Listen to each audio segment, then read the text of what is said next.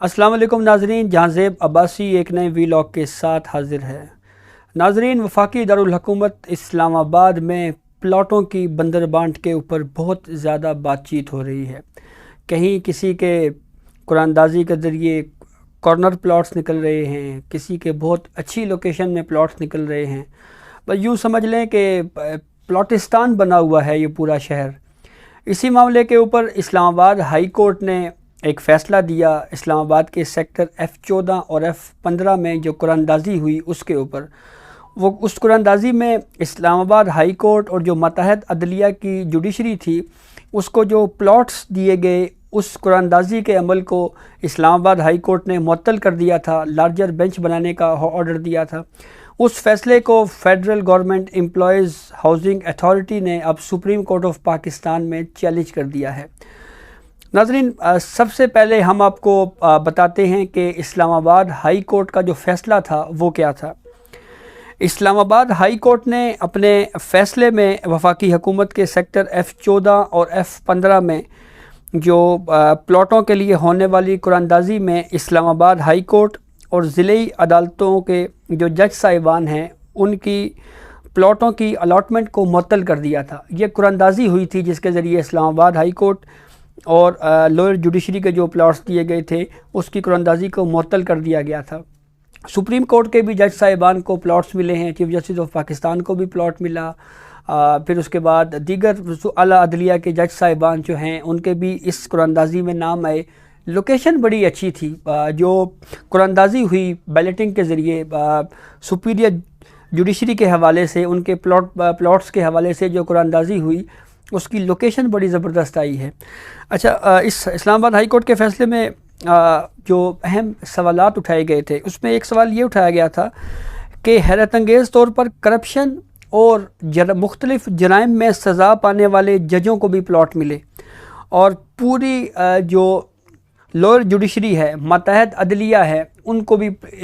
Sector F14 F15 में plots दिए गए। इस्लामाबाद हाई कोर्ट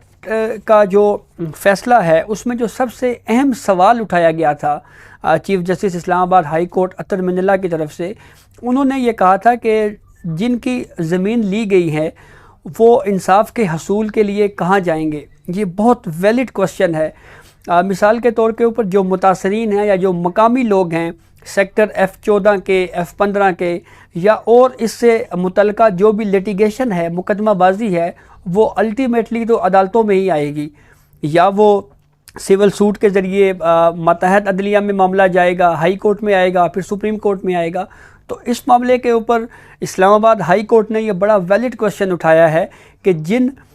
लोगों से ज़मीनें ली गई हैं, अगर उनको कोई उज़र हुआ, उनको कोई शिकायत हुई, तो वो इंसाफ के हसूल के लिए किस अदालती फ़ोरम से रुजू करेंगे। क्योंकि अगर सबको प्लॉट्स दे दिए जाएं, लोअर जुडिशरी के तमाम जज साहिबान को प्लॉट्स दे दिए जाएं, इस्लामाबाद हाई कोर्ट के तमाम जजों को प्लॉट्स दे दिए जाएं, तो अगर कोई साइल अपने प्लॉट के हवाले से या ज़मीन के हवाले से मुकदमा लेकर जब अदलिया में आएगा, तो जो जज साहब ये केस सुन रहे होंगे वो अल्टीमेटली उस प्लॉट उस जो हाउसिंग प्रोजेक्ट है उससे फ़ायदा लेने वाले हैं, उन्होंने इससे प्लॉट हासिल किया है, तो वो उस मुकदमे में आम आदमी को जो है वो रिलीफ़ कैसे दे सकते हैं, उनका मुकदमा कैसे सुन सकते हैं। ये बहुत अहम सवाल उठाया गया है। इसके अलावा इस फैसले में यह भी कहा गया कि तयबा तशद्दुद केस में सज़ा पाने वाले और करप्शन पर हटाए जाने वाले जो जज हैं उनको भी प्लॉट्स दिए गए। ये एक बहुत भी अहम सवाल था इस्लामाबाद हाई कोर्ट के जो फ़ैसला है इसमें, कि जो सज़ाएं पाने वाले जज साहिबान हैं जिनको बरतरफ कर दिया गया उनको भी प्लॉट्स दे दिए गए। बुनियादी तौर के ऊपर इस्लामाबाद हाई कोर्ट ने यहाँ पर यह सवाल उठाया है कि अगर आपने जुडिशरी में प्लॉट्स देने हैं तो उसका भी कोई मेकनिज़म होना चाहिए, सज़ा याफ्ता लोगों को प्लॉट्स नहीं मिलने चाहिए। और इस फैसले में इस्लामाबाद हाई कोर्ट ने एक बहुत अहम सवाल भी उठाया था कि रियासत की ज़मीन को कुछ तबकात में तकसीम करने की अहलियत क्या है, यानी क्या क्वालिफ़िकेशन है कि आप स्टेट की ज़मीन को जो है इस तरह से तकसीम कर रहे हैं, बंदरबाट क्यों हो रही है। बहरहाल इस फैसले को federal government employees housing authority ने सुप्रीम कोर्ट ऑफ पाकिस्तान में चैलेंज किया है। Federal government employees housing authority ने اسلام آباد ہائی کورٹ کا جو فیصلہ چیلنج کیا ہے، اب یہ بھی سپریم کورٹ آف پاکستان میں چیلنج کیا ہے، اور سپریم کورٹ میں ہی سیکٹر F14 اور F15 کے جو پلاٹس ہیں اس میں اعلیٰ عدلیہ کے جو ہمارے جج صاحبان ہیں ان کے پلاٹس بھی اسی قرآن اندازی میں دیے گئے ہیں۔ اب دیکھنا یہ ہے کہ جو اس اپیل کو سننے کے لیے جو بینچ مقرر ہوگا، کیا وہ جج صاحبان وہ ہوں گے جو جنہوں نے پلاٹ لیے ہوئے ہیں، یا ان جج صاحبان پر مشتمل بینچ تشکیل دیا جائے گا جنہوں نے پلاٹس نہیں لیے ہوئے۔ اس وقت کی جو جوڈیشری ہے اس میں ایک ہی نام ہے، اور وہ ہے جسٹس قاضی فائز عیسیٰ کا۔ انہوں نے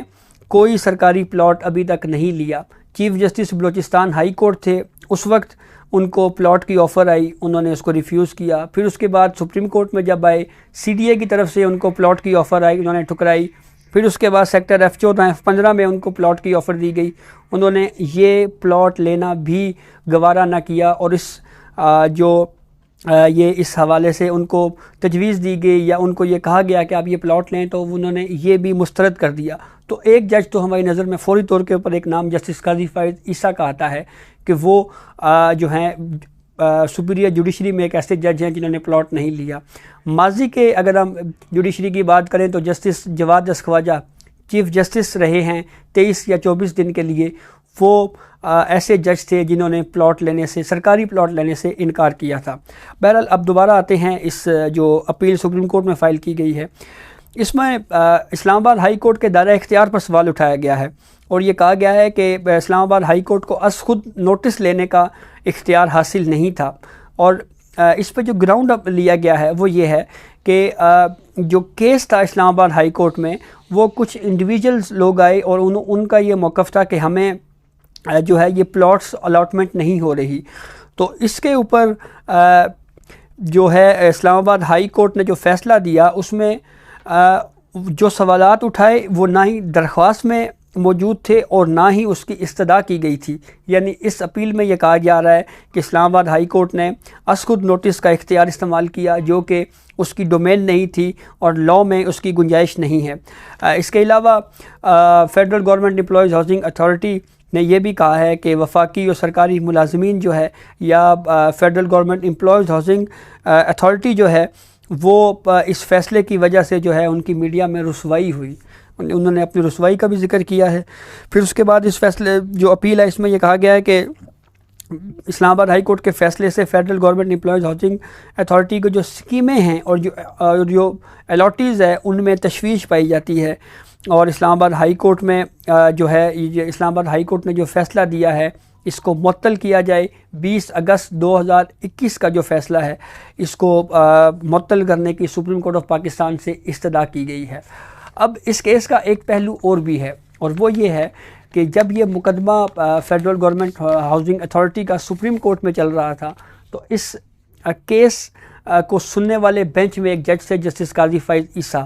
انہوں نے ایک ایڈیشنل نوٹ لکھا تھا، گو کہ ایڈیشنل نوٹ کی لاء میں جو ہے ہم یہ دیکھتے ہیں کہ کوئی لیگل ویلیو نہیں ہوتی، اس کو ایز اے پریسیڈنٹ یعنی بطور عدالتی نظیر اس فیصلے کو، اس ویو کو جو ہے پیش نہیں کیا جا سکتا، لیکن ان کا جو ویو ہے وہ ہم آپ سے وہ شیئر کرتے ہیں۔ اس ویو میں جسٹس قاضی فائز عیسیٰ یہ کہتے ہیں کہ اعلیٰ عدلیہ کے ایک جج جب ریٹائر ہوتا ہے تو اس کی پینشن 10 لاکھ روپے ہوتی ہے، اور ایسا جج سپریم کورٹ کا جج جب وہ ریٹائر ہو اور اس کی پینشن 10 لاکھ روپے ہو تو ایسے جج کو اپنی زندگی گزارنے کے لیے ماہانہ 10 لاکھ روپے کافی پیسے ہیں، اور وہ اپنی مرضی کی رہائش اختیار کر سکتے ہیں، ساری زندگی تک رہ سکتے ہیں، اور جج کو جو ہے وہ سرکاری پلاٹ نہیں لینا چاہیے۔ اس کے علاوہ جسٹس قاضی فائز عیسیٰ نے اپنے اس ایڈیشنل نوٹ میں یہ بھی لکھا تھا کہ جو پینشن کی مد میں سرکاری ملازمین یا بیوروکریٹس یا جج صاحبان کو جو پینشن سالانہ جاتی ہے وہ تقریباً ملک کے سالانہ بجٹ کے حجم کے برابر ہوتی ہے۔ تیسری اہم بات جسٹس قاضی فائز عیسیٰ نے اپنے ایڈیشنل ویو میں اضافی نوٹ میں یہ بھی لکھا تھا کہ فوج میں بھی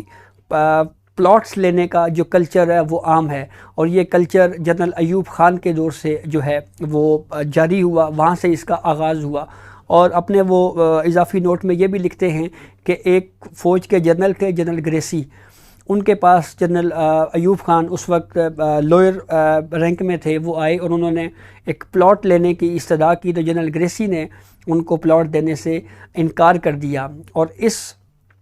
کے اوپر جسٹس قاضی فائز عیسیٰ اپنے ایڈیشنل ویوز میں یہ لکھتے ہیں کہ ایک غیر ملکی نے پاکستان کی سرزمین کو جو ہے اسی کے سپوت سے، اسی کے مقامی فرد سے بچایا۔ بہرحال اب یہ معاملہ سپریم کورٹ آف پاکستان میں آ چکا ہے، تو دیکھتے ہیں کہ پلاٹستان کا یہ معاملہ کس طرف جاتا ہے۔ سپریم کورٹ آف پاکستان اس معاملے کے اوپر کیا فیصلہ دیتی ہے، یہ بہت اہم معاملہ ہے۔ اعلیٰ عدلیہ کے جج صاحبان کو بھی پلاٹس ملے، اسلام آباد ہائی کورٹ اور دیگر جو ہائی کورٹس ہیں ان کو بھی، ان کے جج صاحبان کو بھی پلاٹس ملے، پوری لوئر جوڈیشری کو بھی پلاٹس ملے ہیں، اور ہم صافی بھی ہم نے بھی کچھ درخواستیں دی ہوئی ہیں پلاٹس کی، اور دیکھنا یہ ہے کہ اب کس کس کے نصیب میں پلاٹ آتا ہے، کس کو کارنر پلاٹ ملتا ہے، کس کو کیا ملتا ہے۔ بہت شکریہ۔